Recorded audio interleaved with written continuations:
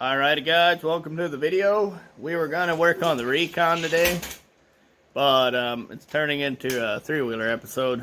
So, one of the things I've been having to do, I ordered this Quad Boss seal kit with all the rubber seals because I want to do these seals while I'm in here. We're also working on the JB Weld reconstruction. We got a nice solid sandwich. So what I did is I got everything in position and super glued an O-ring in there, so I should be able to get that out once I'm sanded down to where I need to be. So this is a sandpaper 80 on the rear and 200 on the front. It's a piece of glass out of an old 500 watt halogen work light that I broke years ago, and it just so happened to be the right size for this. So this is what I use to mill down small engine heads. I've used it on many Kohler engines as well as some other things I can't remember anymore. So I think that'll do. If we're proud, we're going to interfere with the seal. If we're low, then the O-ring should fill in for it. I don't know, but I'm willing to give it a shot. Yesterday, we got the shop clean and power washed everything, including, well, not quite everything. Wayne has got his race scooter racetrack, scooter circle track. Anyway, he's going to be a great racer one day. Good reflexes. Whoa, wheelies. There we go. So I even power washed this, and I got the tires nice and clean. The rims look right. I painted the chain case. Whoa, we got an accident. Clean up an aisle 4. Anyway, this is distracting. Blaine, can you stop for a minute? There we go. Stop making it sound like a war. Well, I dumped the water out of that, just tipped it over sideways, and then it left me a puddle anyway, so there might be some water in it. So I'm not sure what we'll do. We'll probably start it up and run it and then drain it right away or whatever it takes. We'll keep an eye on it. The Recon is washed. I was going to do Recon stuff because I got most of my parts in.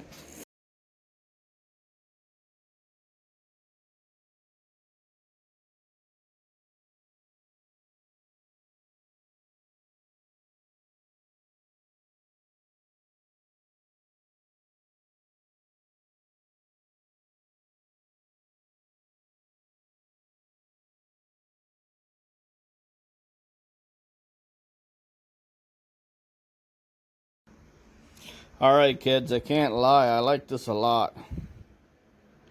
Well, oh, there we go. It actually focused for once. So we got a couple little stuff to chisel off here. But there's the O-ring. And with any amount of, I don't know what you want to call it. I hate saying luck. So I don't really know what luck is.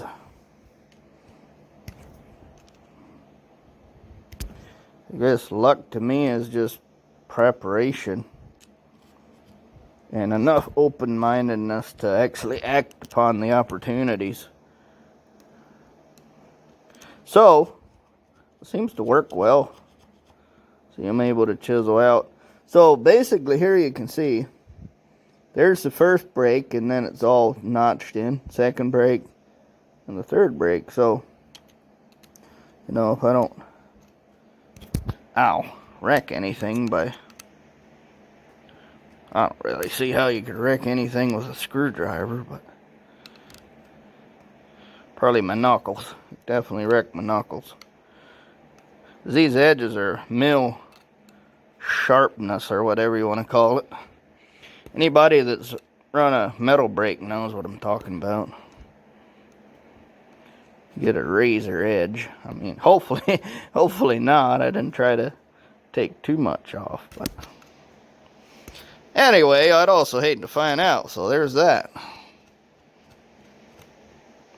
Yeah, and you can also see, like, here's a sandwich layer, so hopefully, with the strength of the everything sandwiched together. Yeah, and like I said before, the super glue, that's what's holding this in here. And it's not like it was, you know, all that degreased or anything. So,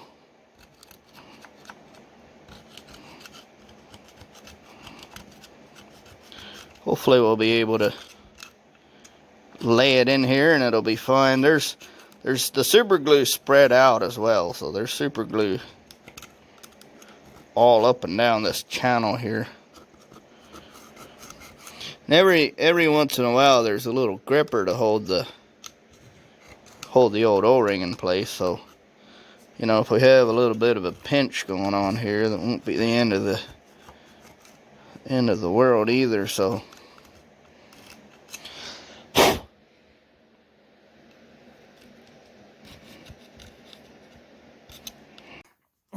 hey guys, welcome back to the episode. It is a few minutes of 8 at night, and I'm just having a hard time, man. We're getting it figured out, though. There's a birdie nest up there. I think it's a barn swallow. Maybe not. Maybe it's something else. They built their nest out of moss. It's pretty cool. I don't know. Anyway, let's not get distracted. So I'm going to point out a few things really quick. One of them is that this is a 1982, I believe. So the 1982s have got some different things. I almost ruined this one, actually. So I put this O-ring on this shaft in this screw right here. So it turns out, here, I'm going to separate this. So this sprocket, see, there's a snout on the gear, and the snout goes inside the seal, right? You see this pinhole right here. So this is a very strange setup, this. So this side of the sprocket has a seal that rides here. And if you study the layout of the chain case, it seals around here. So this sprocket is in midair. But it's sealed on this side. It actually has a slight cavity. So what happens is, this whole conglomerate goes on like this. I had to put the chain back on, so I can't go on all the way. But all of that goes on there like so. And then the little reversing gearbox goes on the outside of that. So what it effectively is doing, oh yeah, this is backwards. So this O-ring seals the engine.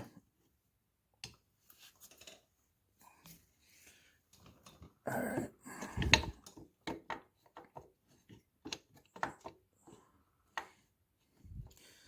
And it uses this gear as a tube to basically pump oil over into the gear case, where the high and low range gearbox, which is this cavity over here. And then it drains back using this small drain back hole. So by putting this O-ring in there, because I thought it was an O-ring groove, and I'm like, oh, it's leaking oil from the one side of this tube to the other, and it's coming out here and it's falling on the ground. Except it's not. It's falling inside the reversing gearbox. I mean the range gearbox. So I had to take it all apart again.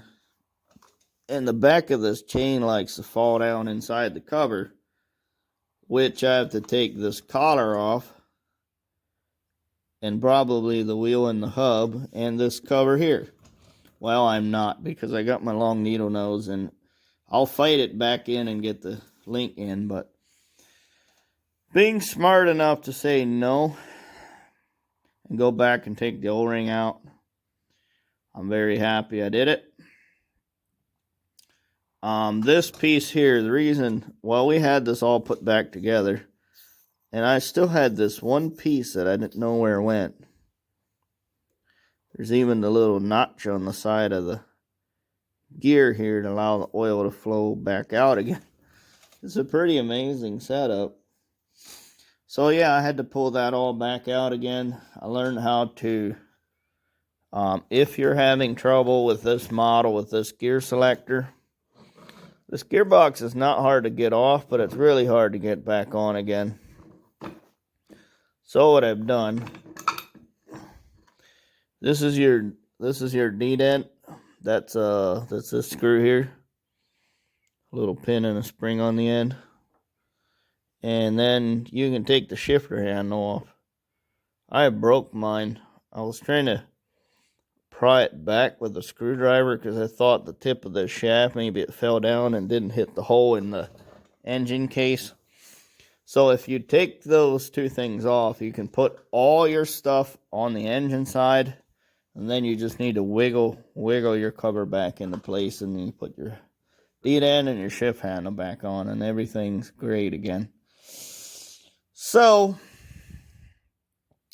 I have all of my stuff. I even put a little sealant on the O-ring. It's getting pretty dried out now, so we need to get our butts busy here and put it together. So yeah, and the other reason I tore it back apart after I had it together was, this is your shift indicator. There used to be a little arrow on the end, which isn't anything anybody uses. You could just throw this away, except for the fact that it seals through the cover, so you have to fill that hole with something. So what we did is we set it in the engine, and then when we slide the cover on, we don't get any malfunction. So I don't know what happened, if it was out and it wasn't engaged, which wouldn't really matter anyway. It would eventually engage, I guess. Oh no, it won't. I do recall now, there's a little snout there. That's right, there's a little steel snout. So maybe it wasn't engaging, and that was part of the issues I was having. So there's a lot of tips and tricks with these motors, putting things together. So I guess the main tip is, if you can put all your engine side stuff back in. So this is the little gear that drives the starter drive system. So you can put this in the engine ahead of time. You can put this in the engine ahead of time. And then your main starter cover goes on. And then you want to place all your range gears inside in their positions here. And once you get that done, you can put the cover on. And it's really not hard. You just need to get the stuff in the right order. So that's what I'm trying to do. I already started the engine with no oil in it. I didn't want to do it, but I was desperate to try and get it to shift, because previously we had this all prepped to go four-wheeling, and I came out the morning to load. We had everything prepped. I mean, it was just maybe check the oil and go. And I came out and it wouldn't shift anymore. Turns out, in my excitement, I smashed down on the shift paddle enough so that it bent and it started hitting the foot peg, and it wouldn't shift because of that. So I was just scared that I was having a repeat issue with a shifter. So anyway, guys, let's throw you on the time lapse, and we're gonna try and smash this together as fast as we can.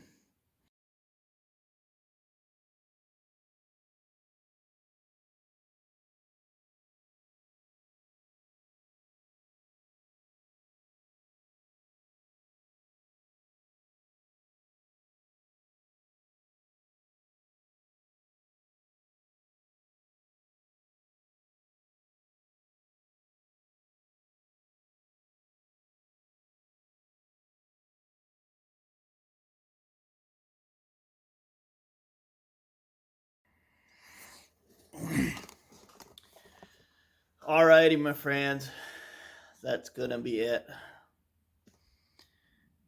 I'm tired. Sorry, I'm just checking my land. Oh, it's like a bird. Some robin's not happy out there. Anyway, it's getting dark. It's after supper time. I finally figured out how to get it done, so I got it done. So, you saw me Loctite a few things. Also, I appreciate you guys watching that time lapse. I wanted to do everything in one long take, and it took a long time. An hour or two, maybe.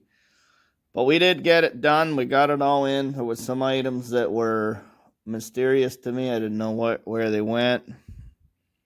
But we did get that figured out now. So this is what we got left. We got a pile of bolts left. This is one of the main engine case bolts that I had to weld a nut on to get it out. I'm not sure how many tries it took, but I did get it out. Here's a broken handle I broke off. I think I showed you guys that before. I left the thrust washers out. I think I lost one. But these are the ones for in here. And I left them out because I don't want it to bind up without the gasket. So the right way would be to use a gasket. I think she'll be just fine. Wow, I'm tired. I really am. So I'm going to see if there's a shifter available on eBay. I guess we can. It's not too hard to shift like this, but I thought about making a shifter. The quality of the aluminum here is just horrendous. And I wasn't even going too crazy on it. It just broke. So I think the later model ones have the reverse. The ones with reverse have a different shifter handle. So tomorrow we're going to fill her with oil and keep going with it. Oh, that's right though. It looks like the pool cover is black. This gearbox is black. And then this cover here is black, but the engine is raw. I don't like all this corrosion, so I thought about sandblasting it. I'm just very concerned about hitting the wires. So maybe if we could wrap those with some tape. A little bit of tape usually helps a lot. It's either that or just leave it the way it is. But the next time we're going to turn our attention over to the forks. We want to paint the forks. It'd be nice to sandblast some of the old army green off of the chrome. And, well, I'm not sure you could sandblast chrome, but it'll have to be, at some point, we're just going to have to call it and say that's enough. But I do want to paint the fork, so we're going to got to take this cap off and the nut, and then everything will kind of drop out and get the wheel painted too. That and the other fender that I haven't painted. So that's the extent of the painting. Oh, wait a minute. I have a gas tank in there that's clean and ready to paint. But I can't wait to see what it looks like, because it'll be beautiful with all the new decals and all that. So hopefully somebody will want to pay a lot of money for it. Because we worked very, very hard on it. Alright guys, that's it. Thanks for watching. We'll see you in the next episode.